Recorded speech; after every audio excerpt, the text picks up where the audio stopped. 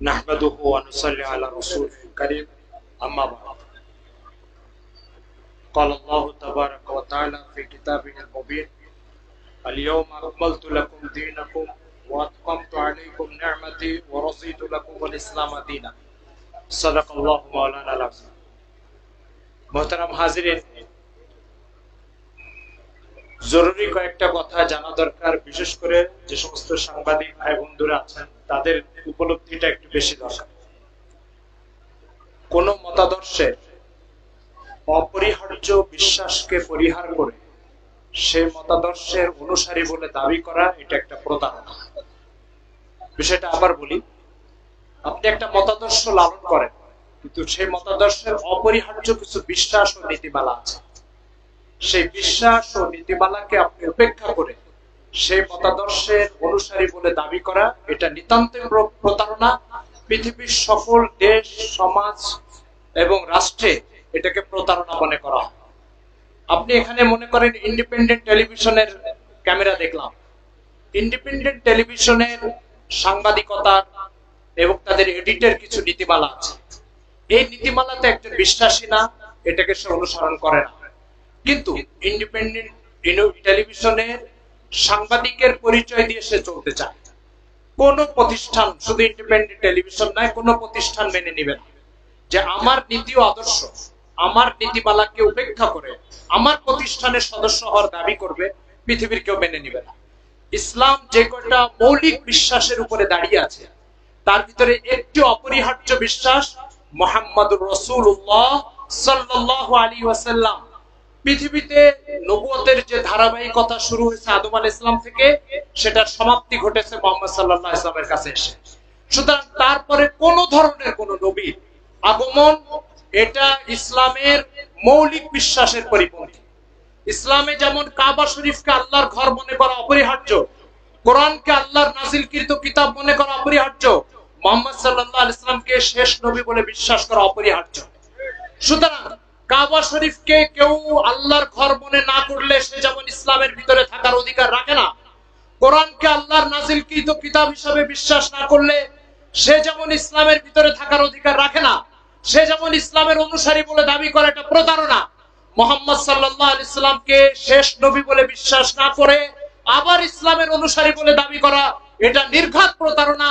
পৃথিবীর সকল যুক্তি, বুদ্ধি, সমাজ ব্যবস্থার ভিতরে এটা গণ্য হয়ে থাকে, আপনার ইন্ডিপেন্ডেন্ট টেলিভিশনের ভিতরে এটা গণ্য হয়ে থাকে। সুতরাং কাদিয়ানীদের মূল প্রতারণা যেটা, সেটা হচ্ছে মুহাম্মদ সাল্লাল্লাহু আলাইহি ওয়াসাল্লামের পরে মির্জা কাদিয়ানীকে নবী বলে বিশ্বাস করবে, আবার ইসলামের অনুসারী বলে দাবি করবে। সুতরাং আপনার প্রতিষ্ঠানের নীতি আদর্শের সাথে একমত পোষণ না করে ওই প্রতিষ্ঠানের সদস্য বলে দাবি করা প্রতারণা। ঠিক কাদিয়ানীরা ইসলামের দাবি করা, ইসলামের অনুসারী হওয়ার দাবি করা, এটা প্রতারণা। বিষয়টা যদি আপনি যৌক্তিকভাবে বুঝতে চান, একটা ছোট্ট উদাহরণ বুঝতে পারেন। সেনাবাহিনীর পোশাক পরে একজন ঘুরতে চায় কিন্তু সে সেনা সদস্য নয়। কোন রাষ্ট্র সংবিধানে ব্যাপকভাবে পোশাক পরার স্বাধীনতা থাকা সত্ত্বেও সেনাবাহিনীর পোশাক পরে ঘোরার উপরে নিষেধাজ্ঞা আছে। কেন নিষেধাজ্ঞা আছে? নিষেধাজ্ঞা এই জন্য আছে, সেনাবাহিনীর পোশাক শুধু সেনা সদস্য পড়তে পারবে, সেনা সদস্য নয়। সেনাবাহিনীর কোন ইউনিটের ভিতরে তার কোনো অংশগ্রহণ নাই, অথচ সে সেনা পোশাক পড়তে চায়। রাষ্ট্র সমাজ ব্যবস্থার কাছে সেটা একটা প্রতারণা, ধোঁকাবাজি, অপরাধ। কেউ মুহাম্মদ সাল্লাল্লাহু আলাইহি ওয়াসাল্লামকে শেষ নবী বলে বিশ্বাস করে না, অথচ সে ইসলামের অনুসারী দাবি করতে চায়। সেনা পোশাক পরা যেমন অপরাধ, এই অনুসারী হওয়ার দাবি করা অপরাধ। মুহতারাম হাজিরিন, আরেকটা কথা বুঝতে হবে, কাদিয়ানীরা তাদের লিটারেচার বক্তব্যে, সাংবাদিক সম্মেলনে স্পষ্ট করে ওরা বলে যে আমরা মুহাম্মদ সাল্লাল্লাহু আলাইহি ওয়াসাল্লামকে মানি, কিন্তু তাদের এই বক্তব্য তাদের লিটারেচারের সাথে সম্পূর্ণ সাংঘর্ষিক। আপনাদেরকে আমি দেখিয়ে দিচ্ছি, কাদিয়ানীরা বাংলাদেশে 100 বছর পূর্তি উপলক্ষে একটা সম্মেলন করেছে, শতবার্ষিকী সম্মেলন। সম্মেলনের উপলক্ষে স্মারক গ্রন্থ বের করেছে। এই বইয়ের কোন পৃষ্ঠা, কোন লাইনে একটি বারও তারা লেখে নাই যে মির্জা কাদিয়ানীকে তারা নবী বলে বিশ্বাস করে। অবাক হওয়ার বিষয় হচ্ছে, মির্জা কাদিয়ানীকে তারা নবী বলে বিশ্বাস করে। তাদের লিটারেচারে আপনারা দেখেন, আখবারুল ফজল 1928 সাল 15 অক্টোবর, আখবারুল ফজল কাদিয়ানীদের নিজস্ব পত্রিকা, 1928 সাল 15 অক্টোবর। সেখানে তারা লিখতেছে, আমি তাদের মূল সেন্টেন্সটা একটু পড়ে শোনাই। বাস মসিহ वही नूर है जिसका सब नूरों के आखिर में आना मुकद्दर हो चुका था, और वही नबी है जिसका आना सब नबी के आखिर में हुआ है। মির্জা কাদিয়ানীর আগমন সব নবীদের শেষে ঘটেছে। কাদিয়ানীদের একটা লিটারেচারের বক্তব্য, আর কাদিয়ানীদের আজকে সমাজকে ধোঁকা দেওয়ার বক্তব্য হচ্ছে পুরা লিটারেচারের কোন জায়গায়, পুরা স্মারক গ্রন্থের কোন জায়গায় এই কথা লেখা নাই যে কাদিয়ানীরা মির্জা কাদিয়ানীকে নবী মনে করে। আমাদের সাংবাদিক বন্ধু যারা মির্জা কাদিয়ানীর মূল লিটারেচার পড়ার সুযোগ হয় না, যারা মির্জা কাদিয়ানীর উর্দু আরবি বক্তব্য পড়ার সুযোগ হয় না, তারা অধিকাংশই এই প্রতারণার মধ্যে ডুবে আছে, এই প্রতারণার জালে ফেসে আছে যে কাদিয়ানীরা তো মুহাম্মদ সাল্লাল্লাহু আলাইহি ওয়াসাল্লামকে নবী বলে বিশ্বাস করে। আপনারা জানেন মুহাম্মদ সাল্লাল্লাহু আলাইহি ওয়াসাল্লামকে নবী বলে বিশ্বাস করা এটা মোটেও ইসলামের অনুসারী হওয়ার জন্য যথেষ্ট নয়। ইসলামের অনুসারী হতে হলে মুহাম্মদ সাল্লাল্লাহু আলাইহি ওয়াসাল্লামকে শেষ নবী বলে বিশ্বাস করতে হবে। আপনারা জানেন মুসাইলামাতুল কাযযাব মিথ্যা নবুয়তের দাবি করেছিল। তারিখে তাবারির ভিতরে মুহাম্মদ ইবনে জারির আত-তাবারি সে উল্লেখ করেছে মুসাইলামা যার বিরুদ্ধে আবু বকর রাদিয়াল্লাহু আনহু সৈন্য প্রেরণ করেছিলেন, সেই মুসাইলামা তার মুয়াজ্জিনকে নির্দেশ করেছিল আযানের ভিতরে এই শব্দ ঢুকাই দিতে, আশহাদু আন্না মুহাম্মাদুর রাসূলুল্লাহ। মুহাম্মদ সাল্লাল্লাহু আলাইহি ওয়াসাল্লামকে মুসাইলামা নবী বলে বিশ্বাস করত, কিন্তু আবু বকর রাদিয়াল্লাহু আনহু শুধু এতটুকু কথায় পড়ে আজকের দুনিয়ার মানুষের মতো ফাঁদে পা দেননি। তিনি জানেন মুসাইলামা মুহাম্মদ সাল্লাল্লাহু আলাইহি ওয়াসাল্লামকে নবী বলে বিশ্বাস করতে পারে কিন্তু শেষ নবী বলে বিশ্বাস করে না, যে কারণে সেই আবু বকর মুসাইলামার বিরুদ্ধে সৈন্য প্রেরণ করেছিলেন। আজকের সাংবাদিক বন্ধুদেরকে বুঝতে হবে মির্জা কাদিয়ানীকে শুধু মুহাম্মদ সাল্লাল্লাহু আলাইহি ওয়াসাল্লামকে শুধু নবী বলে বিশ্বাস করা যদি ইসলামের অনুসারী হওয়ার জন্য যথেষ্ট হতো, তাহলে আবু বকর রাদিয়াল্লাহু আনহু মুসাইলামার বিরুদ্ধে সৈন্য প্রেরণ করতেন না। সৈন্য প্রেরণের মূল উদ্দেশ্য ছিল মুহাম্মদ সাল্লাল্লাহু আলাইহি ওয়াসাল্লামকে শেষ নবী বলে বিশ্বাস করতে হবে।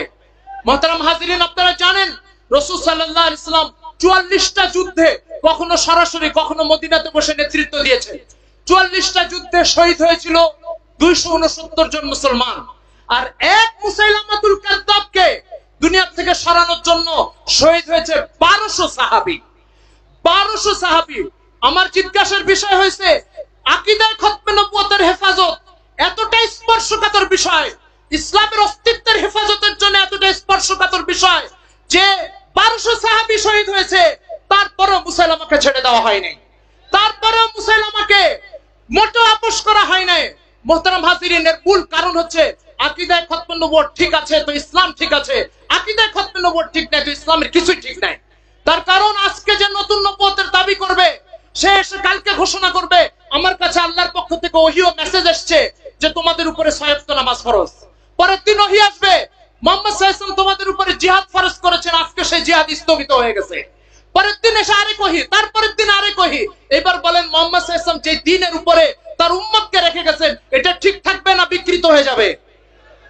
কেন আকীদায়ে খতমে নবুয়তকে ইসলামের ১৪০০ বছর ধরে এত স্পর্শকাতর আকীদা হিসেবে মনে করা হয়? এর মূল কারণ হচ্ছে এই আকীদার উপরে ইসলামের যাবতীয় বিশ্বাস, ইবাদত ও বিধানের ভিত্তি রচিত হয়েছে। এই বিশ্বাসটা শেষ হয়ে গেলে পুরো ইসলাম টোটাল শেষ হয়ে যাবে। ইসলামের ইবাদত শেষ হয়ে যাবে, আকাইদ শেষ হয়ে যাবে, আহকাম শেষ হয়ে যাবে। এই জন্য এক মির্জা গোলাম মোহাম্মদ কাদিয়ানী আর তার অনুসারীদের সাথে আপোষ করতে যেয়ে পুরো ইসলামের ভিত্তিকে ধ্বংস করা কোনদিন মুসলমান মেনে নিতে পারে না, কোনদিন মুসলমানের জন্য এটা গ্রহণযোগ্য হতে পারে না। যেই পথে মুসাইলামাতুল কাযযাবকে শেষ করা হয়েছে আমরা কাদিয়ানীদেরকে সেই পথে শেষ করতে চাচ্ছি না।